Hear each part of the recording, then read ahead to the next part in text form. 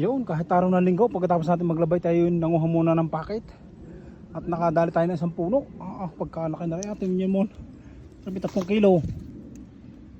Ay 3 kilo ito. Ay. Pagkalaki. Ay strain. Ari pang kasamahan. Ari magaganda oh.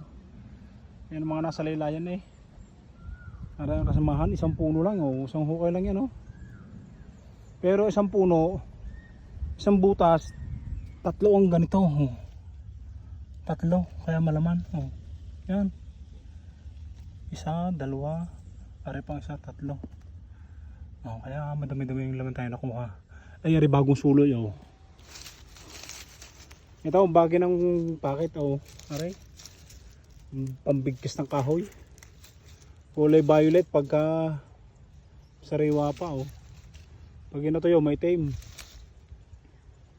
Siyempre tayo pa uwi na, 4:30 na ng hapon. Kailangan na tayong umuwi para may benta pa natin. Baka aabot pa ito sa mga order sa atin.